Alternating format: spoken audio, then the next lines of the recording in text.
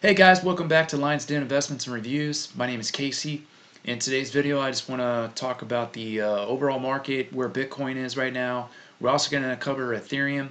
Then I want to dive into the XRP and SEC case, and I want to talk about some characters that are coming on board there to defend Ripple, because it's pretty interesting. Then we'll talk about the transfer, the wealth transfer has taken place, and I'll play a video for you from Michael Saylor and what he has to say about Bitcoin as of right now. So let's get started here. Bitcoin, I was looking for a new higher low on Bitcoin, and if we go to the daily chart, you can see right now we are forming a new higher low. Here's our weekly support. Now, if we can hold here, I think we're going to take a bounce and we'll head higher. Okay, it may take a few days. Might still have a drop or two in here that shakes more people out. But be patient, because overall, I think the trajectory for Bitcoin is still heading higher. If we go to Ethereum, you're getting more or less the same thing there.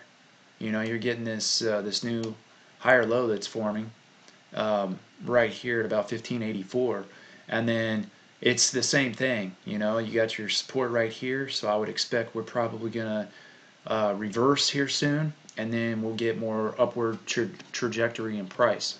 So that's what I'm looking at right now for Ethereum and Bitcoin. Bitcoin, of course, it's got the overall dominance, so it's going to control the market. Ethereum will follow shortly behind that. So we'll just have to watch and see what happens. Right now, there's not a whole lot going on. Uh, Most everything is in the red still, and it's kind of up and down. So just be patient, and like I say, have no fear, guys. So let's get into the article here. This is the SEC. Okay, former chair Mary Jo White defends Ripple in pivotal crypto. Let me say that again. She's the former chair of the SEC. All right, and she is defending Ripple now in this lawsuit case. It's probably one of the biggest financial lawsuit cases in the history of humankind, really. But I'll leave a link for the description, or a link in the description for the article, and you can check that out for yourself.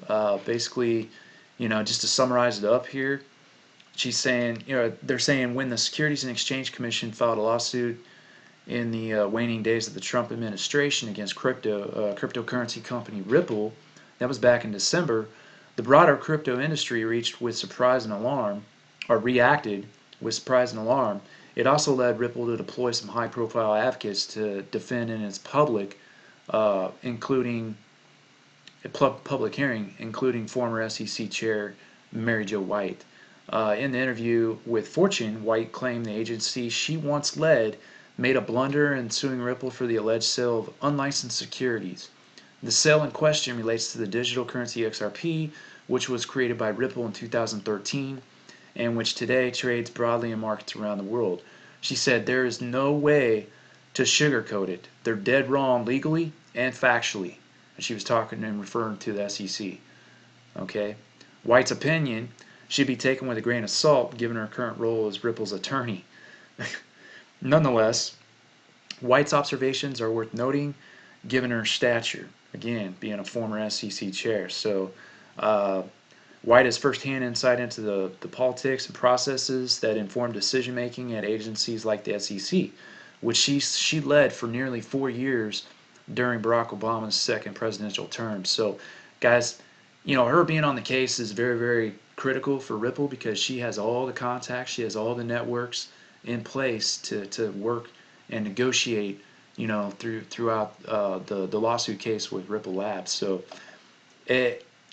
just looking at that and knowing that, I would say it's pretty promising for Ripple when it comes to, doing business as usual. Maybe a settlement possibly in the future.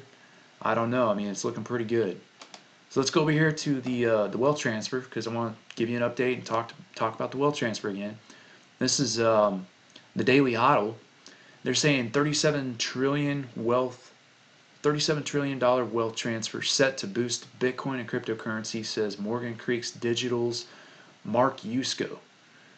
All right, the co-founder of the cryptocurrency hedge fund, Morgan Creek, Mark Yusko, says millennials will forever change the financial landscape after inheriting trillions of dollars from their parents.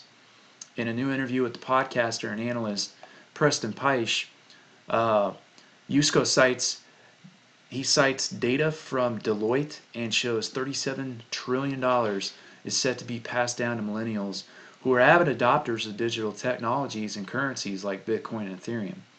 Okay, so he's talking about more of the demographics of this whole thing, and the wealth transfer has taken place. And he's right. The new generations, they don't, they've been burnt so many times and seen so much corruption at the highest levels, they don't know who to trust anymore. So why not go to decentralized technology, right? Or DLT, the decentralized ledger technology. So that's to me that's extremely bullish. Okay, let's go over here to the MicroStrategy interview with CEO Michael Saylor on his expectations for Bitcoin's trajectory. And guys, if you see like the stuff that I'm covering here and you're bullish about it, hit that like button. If you think cryptos are nowhere near their all-time high, hit the like button for me, okay? So let's get into this video here. It's about 4 minutes and 51 seconds. I'm gonna play the whole thing for you, okay? Hey, Michael, I read a really interesting piece yesterday just in terms of how we might be looking at this a little bit wrong. Those of us who follow stocks and know about reversions to the mean, that this is different because the mean that you're going to be reverting to is constantly growing. It's happening as all of these new companies, new investors are kind of buying into that. So the mean itself, the line is one that's moving pretty sharply higher. You agree with that theory? The most important thing to understand about Bitcoin is a bank in cyberspace for people that don't have the ability to run their own hedge fund. It's not a stock, it's an asset class. And so, if I put $1 billion into a bank and then came back a year later and I put another $10 billion in the bank is not overvalued by a factor of 10. The bank is just 10 times bigger. People are using Bitcoin to store their monetary energy for the long term. And so the price is a reflection of the monetary energy in this bank in cyberspace. Hey, Michael, I just wanted to go back to a question about your holdings of Bitcoin personally and potentially the holdings of members of the board or executives in the management team. And the reason I raise this is I think there's a lot of companies now that are thinking about buying into Bitcoin, and yet there are employees and or board members who are either own Bitcoin already or buying in knowing perhaps that their company is going to buy Bitcoin.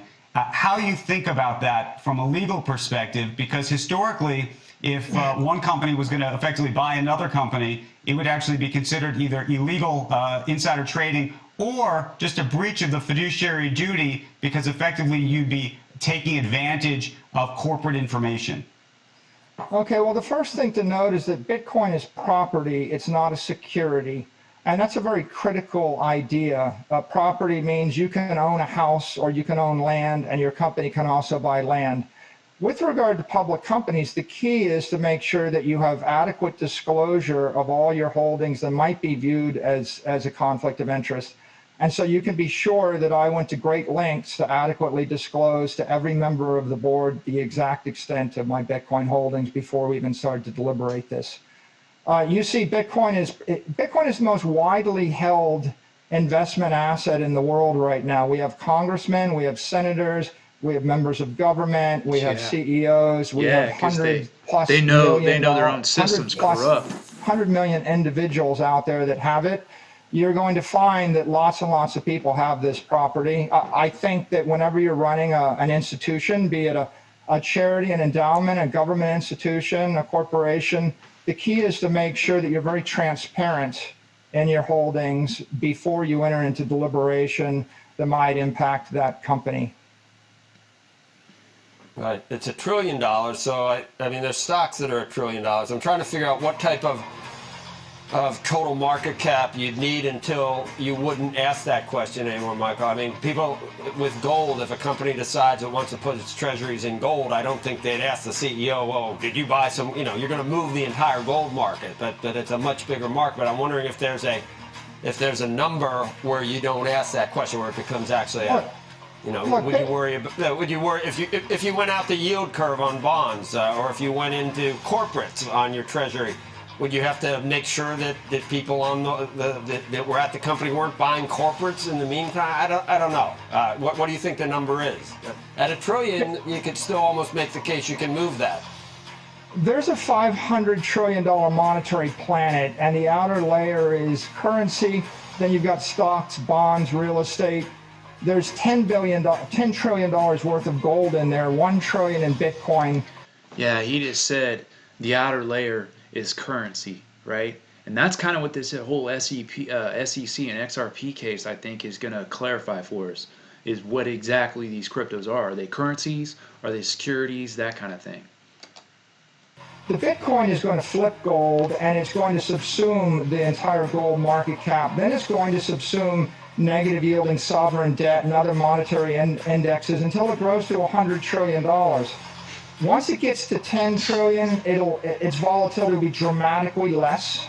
And as it marches toward 100 trillion, you're going to see the growth rates fall, the volatility fall, and it's going to be a stabilizing influence in the entire financial system of the 21st century. Boom, there you got it. I thought that was a pretty powerful interview.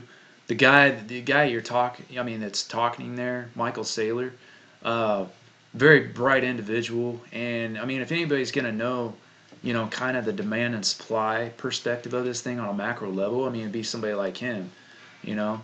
But that's all I have for today's video, guys. If you like what you were hearing there, go ahead and hit the like button again. It helps the YouTube algorithm. Also, subscribe to the channel because I'll be putting out more content like this in the future. And if you want to know how to read the charts that I was showing you earlier and get some introduction to getting into the crypto space, just go to my website, www.academyofcrypto.com. It's in a link there in the description below. Go check it out. And with that said, guys, hope you guys have a great day. And remember, no matter what happens with these markets, you know, they're going to go up and down. Fear nothing, my friends. Until next time.